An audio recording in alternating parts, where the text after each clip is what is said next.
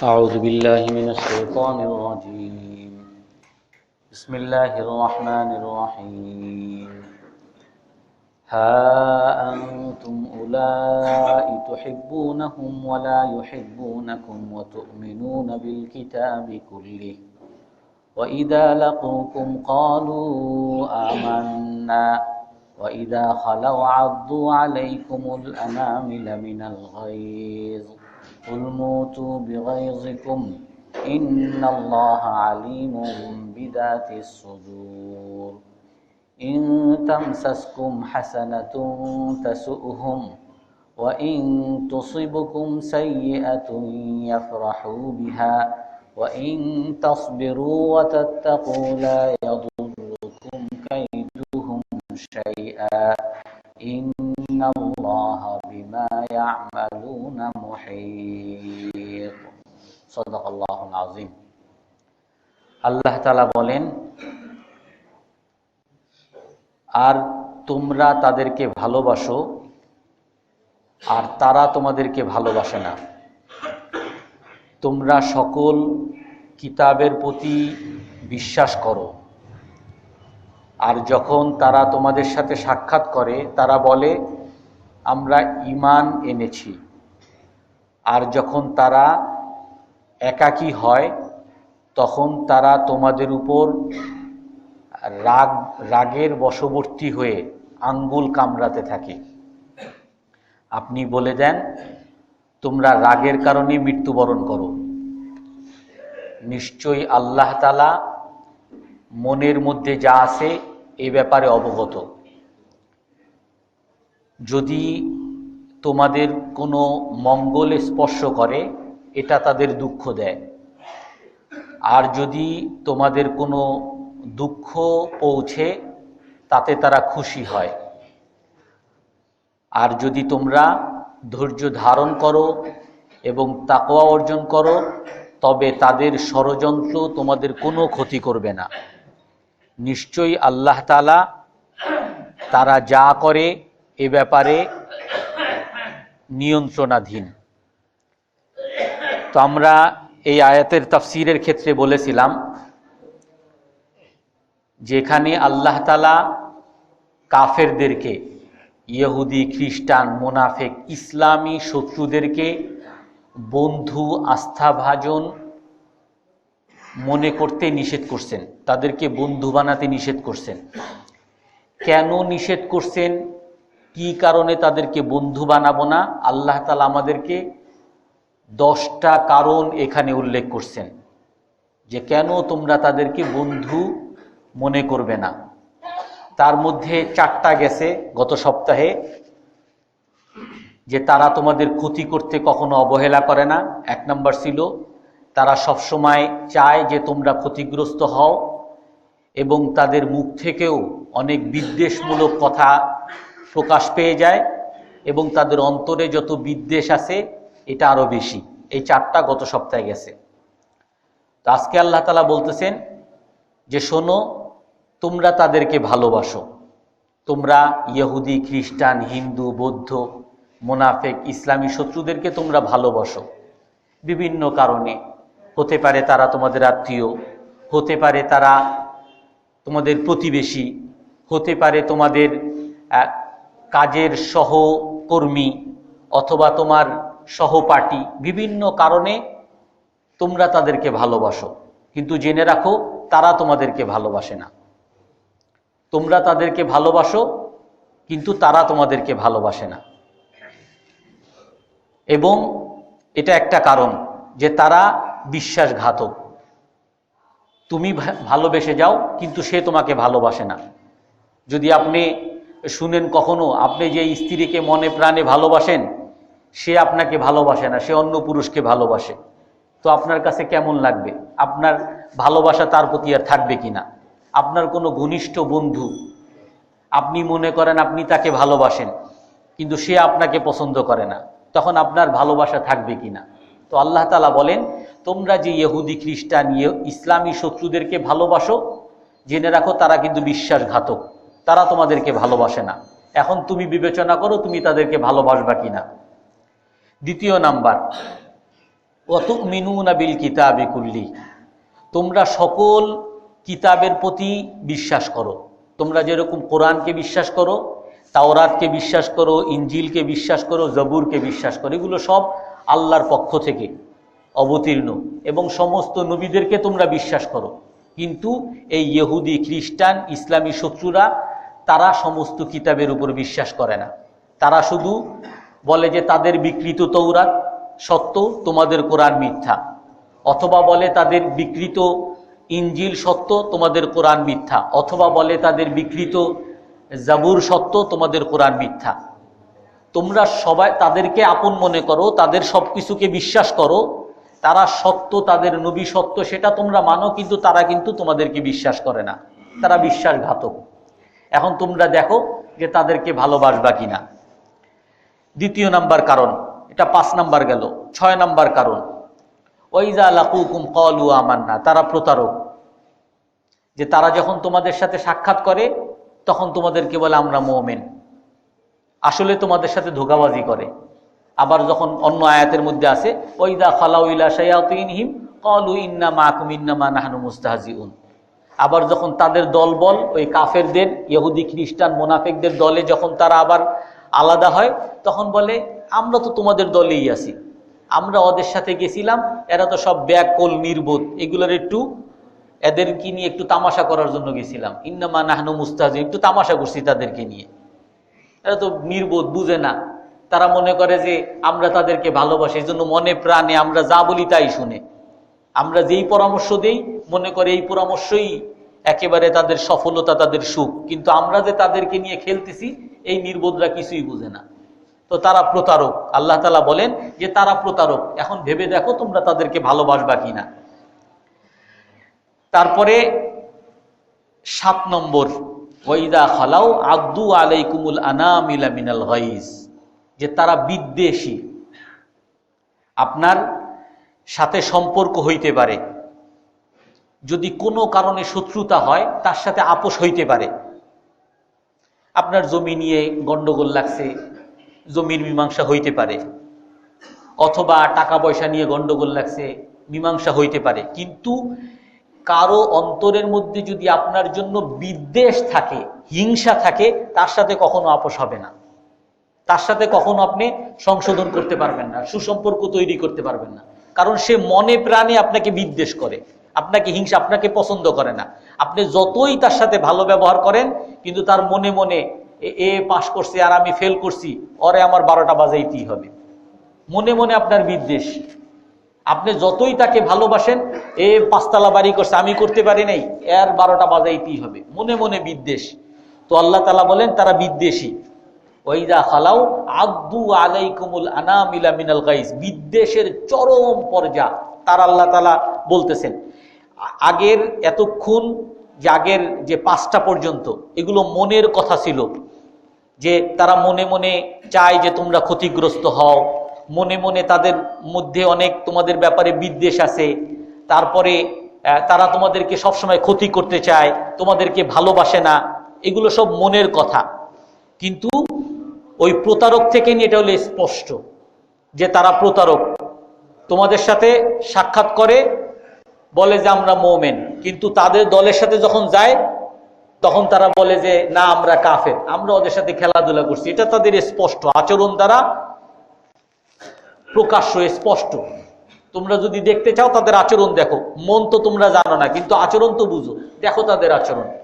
তারপর 7 নাম্বার আচরণ, যে তারা যখন আলাদা আলাদা হয় তখন তারা তোমাদের প্রতি বিদ্বেষের কারণে আঙ্গুল কামড়াতে থাকে, বিদ্বেষের কারণে, রাগের কারণে আঙ্গুল কামড়াতে থাকে। কেন মুসলমান সব এক হইল? কেন মুসলমানরা কাফেরদের উপরে জয়লাভ করলো? কেন মুসলমানরা সমৃদ্ধশালী হইল? কেন তাদের দেশ উন্নত হবে? কেন তারা নির্ভরশীল, আত্মনির্ভরশীল হবে? কেন তারা পরমুখাপেক্ষী থাকবে না? কেন তারা সব নিজেরা নিজেরা মুসলমানরা ঐক্যবদ্ধ হয়ে তারা আপোষ হচ্ছে? যখনই দেখে তখন তারা রাগে তাদের আঙ্গুল কামড়াতে থাকে। আল্লাহ তাআলা বলেন, বাস্তবেও আপনারা যদি চান, যদি সেই চোখ থাকে অবশ্যই দেখবেন। কুল মুতু বিগাইজিকুম, আল্লাহ তাআলা বলেন আপনি বলে দেন তোমরা রাগের কারণে মরো, আল্লাহ তাআলা রাগ হয়ে বলেন যে হে রসুল, আপনি বলে দেন তোমরা এই বিদ্বেষের কারণে তোমরা মরো, মৃত্যুবরণ করো। ইন্নাল্লাহ আলিমুম বিযাতিস সুদূর, মনের মধ্যে কি আছে আল্লাহ তাআলা ভালো জানেন। 8 নাম্বার, ইন তামসাসকুম হাসানাতুম তাসুহুম, আগেরটা গেছে বিদ্বেষ, এটা হলো হিংসা। হিংসা বলে যে কারো ভালো জিনিস দেখলে সেইটা কিভাবে সরে যায় এই চেষ্টা করা, ভালো জিনিস দেখলে ভাল লাগে না। ইন তামসাসকুম হাসানাতুম তাসুহুম, যদি তোমাদের কখনো মঙ্গল, কোনো শুভ জিনিস, ভালো জিনিস স্পর্শ করে, তোমরা বিজয় লাভ করলা বা তোমাদের আত্মনির্ভরশীল হলা অথবা তোমরা নিজেরা ঐক্যবদ্ধ হলা, যদি কোনো ভালো জিনিস তোমাদের হয় তখন তাসুহুম, তাদের দুঃখ দেয়, তারা দুঃখিত হয়ে যায়, তাদের চেহারা কালো হয়ে যায়। দেখবা তার দিকে তাকায়া, দেখো তুমি মুসলমান বলো যেরকম মুসলমান দেশ তো এই করছে, দেখেন হিন্দুর চেহারা কেমন হয়ে যায়, কেমন তার চেহারা কালো হয়ে যায়। অমুক দেশের মুসলমানরা এই করছে, কেমন চেহারা কালো হয়ে যায়, যে তাদেরকে দুঃখ দেয়, চেহারায় বোঝা যাবে যে তারা রাগে শেষ। ওয়াইন তুসিবুকুম সাইয়্যাতুন ইয়াফরাহু বিহা, আর যদি তোমাদের কোনো বিপদ আসে তারা খুশি হয়, আনন্দিত হয়, তারা মজা করে, খুশি হয় তারা। এগুলো দেখার জিনিস, এগুলো আপনারা দেখতে পারেন। যখনই শুনে অমুক দেশে মুসলমান মরছে, মক্কার উপরে হামলা হয়েছে, কি ফুর্তি, কি খুশি, অমুক জায়গায় হুজুরে মারছে, কত ফুর্তি লাগে, আনন্দ লাগে, অমুক মুসলমানদের ধরে জবাই করছে, কত আনন্দিত তারা, খুশি। খুশিতে আর তারা হজম করতে পারে না, খুশি প্রকাশ পেয়ে যায়। ওয়াইন তাসবিরু, 9 নাম্বার গেল। 10 নাম্বার, ওয়াইন তাসবিরু ওয়া তাত্তাকু লা ইয়াদুররুকুম কাইদুহুম শাইআ, আর এই ইহুদি খ্রিস্টানরা সব সময় তোমাদের ক্ষতি করার জন্য, তোমাদেরকে ধ্বংস করার জন্য, তোমাদেরকে সমূলে বিনাশ করার জন্য ষড়যন্ত্র করেই যাচ্ছে। তারা বসে নাই, আল্লাহ তাআলা বলেন তারা ষড়যন্ত্র করেই যাচ্ছে, তারা পরিকল্পনা করেই যাচ্ছে কিভাবে মুসলমান দেশের মধ্যে এক মুসলমান আর এক মুসলমানের মধ্যে মারামারি লাগায় দেওয়া যায়। গণতন্ত্র আমাদের সামনে এনে দিছে। গণতন্ত্রের মূল তন্ত্রই হইল যাতে ফাটল, 2 ভাগ হবা, এক থাকতে পারবা না।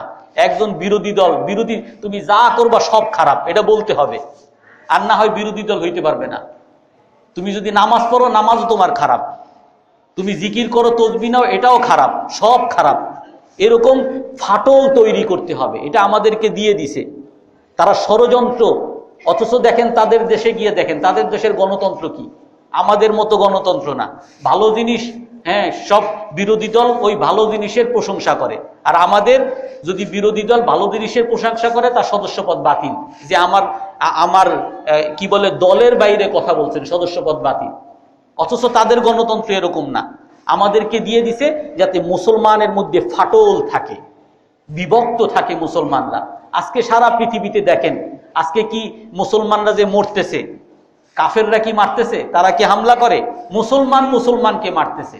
এটা তারা এইভাবে তৈরি করে দিছে যে তোমরা মারো, কারণ কাফেররা জানে কোনো দিনও কাফেররা মুসলমানের মোকাবেলা করলে, মুখোমুখি হলে কোনোদিন কাফেররা পারবে না, কারণ মুসলমানের সাথে আল্লাহ তাআলার সাহায্য আছে। আর এর প্রমাণ তো আপনারা দেখছেন, রাশিয়া কিভাবে আফগানিস্তানে লেজ গুটিয়ে গেছে, সব জায়গায়। আর আজকে দেখেন ওরা জানে যে মুসলমানদের সাথে আমরা লড়তে গেলে পারবো না, এই জন্য মুসলমানরে লাগাও। তারা ষড়যন্ত্র করেই যাচ্ছে, আর আমরা এই ষড়যন্ত্রের ব্যাপারে একেবারে উদাসীন, আমাদের কোনো খবরই নেই।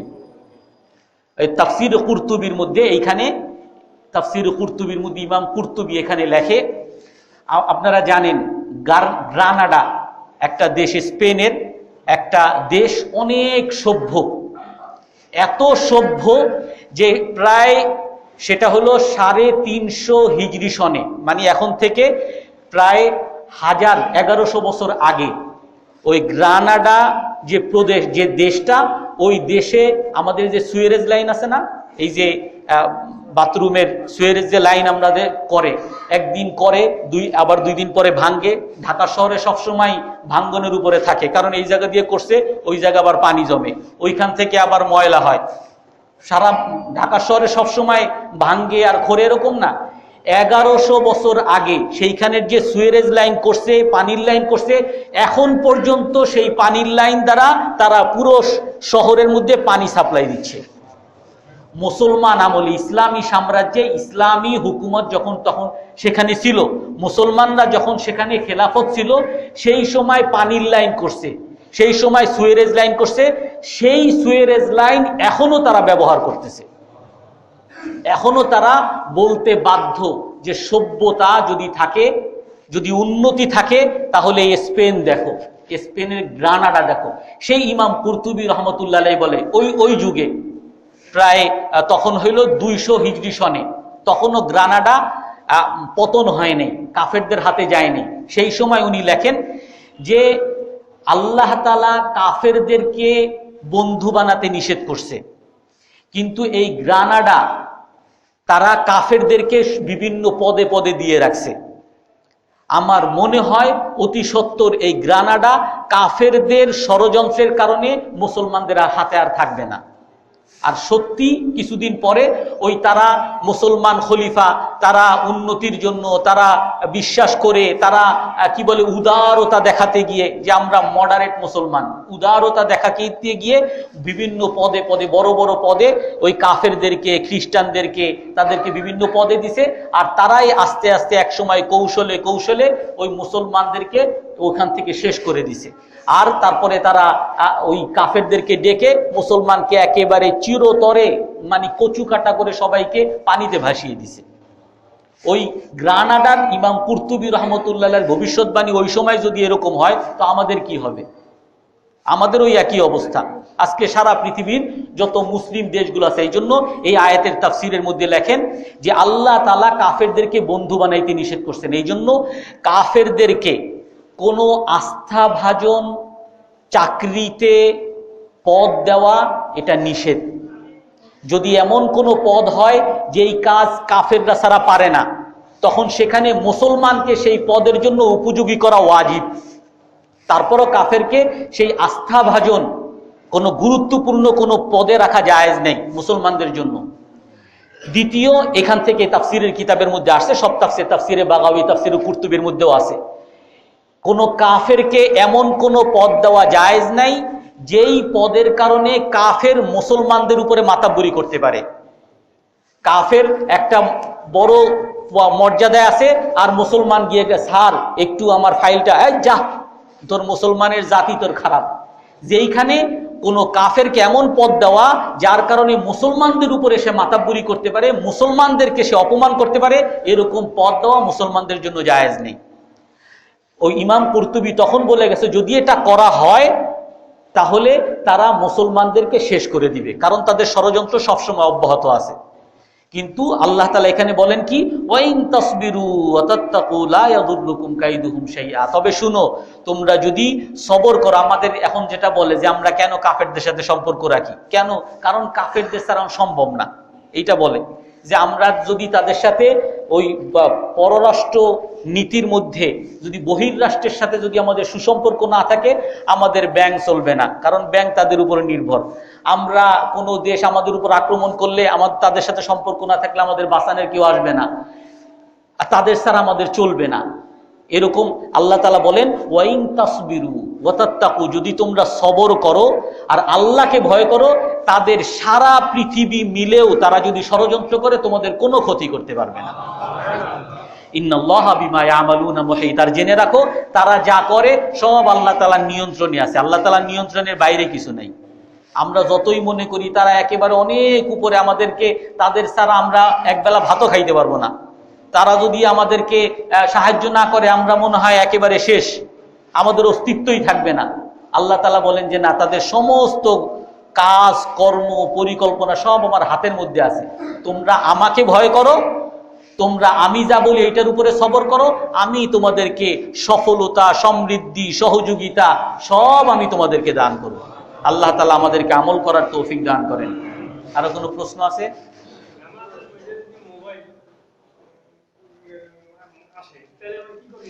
জি, সেই সময় করণীয় হলো আপনি নামাজের মধ্যে থেকেই আপনার মোবাইল বের করে মোবাইলটা বন্ধ করে দিবেন। হ্যাঁ, ওই নিয়তি হবে। নামাজের মধ্যে যদি আমলে কলিল করে, অর্থাৎ বাম হাতের যদি কোথাও কোনো কাজ করা লাগে, তাহলে এটা মাকরু হয় না। কিন্তু যদি আপনার বেশি কাজ করেন তখন এটা মাকরু হয়, বেশি কাজ করলে মাকরু হয়। কিন্তু কোনো প্রয়োজনে বেশি কাজ যদি করেন এটা বেশির থেকে বেশি মাকরু হবে। কিন্তু আপনি যদি মোবাইল বন্ধ না করেন, এক তো হলো আপনার নামাজও নষ্ট হবে, আরো 10 জনের নামাজ নষ্ট হবে। এই জন্য মাকরু হইলেও, ছোট গুনাহ হইলেও বড় গুনাহ থেকে বাঁচতে পারবো। এই জন্য মাসলা হলো, যখন মোবাইল বাজবে নামাজের মধ্যেই মোবাইলটা বের করে বন্ধ করে ওই নামাজের মধ্যেই থাকবেন। যদি বাম হাতে পারেন সবচেয়ে ভালো, আর বাম হাতে যদি সম্ভব না হয় ডান হাতেই করবেন, সমস্যা নেই।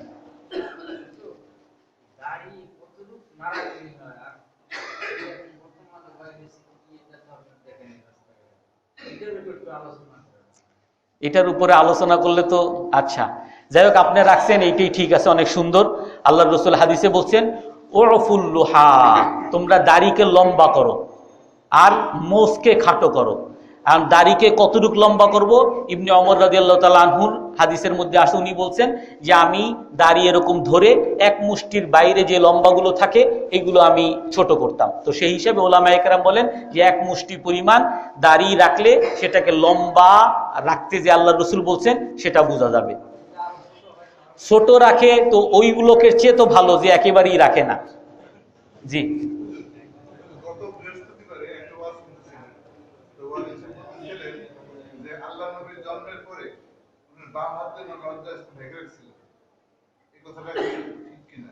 না, এই কথার কোনো ভিত্তি নাই।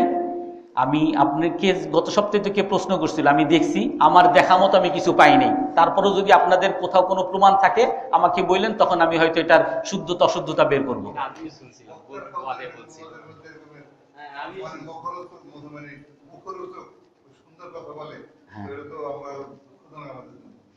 আচ্ছা, তারপর আর কোনো প্রশ্ন আছে? শেষ করে, আজকে মনে হয় কথা বেশি হয়ে গেছে। আচ্ছা, সর্বশেষ, হ্যাঁ হ্যাঁ, 3 রাকাত আর 1 রাকাত। 3 রাকাত তো হলো আমাদের হানাফি মাযহাবে, বেতের মানি হলো বেজোর। হানাফি মাযহাবে 3 রাকাত আমরা পড়ি যেভাবে, 2 রাকাত পড়ার পরে, এগুলো সহিহ হাদিসে আছে, 2 রাকাত পড়ার পরে তৃতীয় রাকাতে দাঁড়িয়ে তারপরে দোয়া কুনুত দিয়ে নামাজ শেষ করা, এটা একটা। আর একটা আছে অন্য মাযহাবে, যে সেটা হলো আপনি 2 রাকাত পড়বেন, 2 রাকাত পরে আলাদা 1 রাকাত বেতের নিয়তে পড়তে পারেন। 1 রাকাত ওইটা ওই মানে আলাদা আবার ই করে, কি বলে, হ্যাঁ হ্যাঁ হ্যাঁ, এরকমও হাদিস আছে। আপনি আমার ওই বইটা দেখেন, এরকমও হাদিস আছে যে বেতের নামাজ হলো মাগরিবের নামাজের মতো। পার্থক্য হলো মাগরিব নামাজে কুনুত নাই আর এখানে কুনুত আছে। এখানে দ্বিতীয়, এটা হাদিস আছে, সহিহ হাদিস এটাও। এই জন্য আমরা যেটা বলি যে 4 মাযহাব যেটা আছে, 4 মাযহাবই সহিহ। এটা সমস্ত উলামায়ে কেরামের একমত, 4 মাযহাবই সহিহ, কারণ সবই আল্লাহ রাসূলের কাছ থেকে আসছে। সুবহানাকাল্লাহুম্মা ওয়া বিহামদিকা আশহাদু আল্লা ইলাহা ইল্লা আনতা আস্তাগফিরুকা ওয়া আতুবু ইলাইক।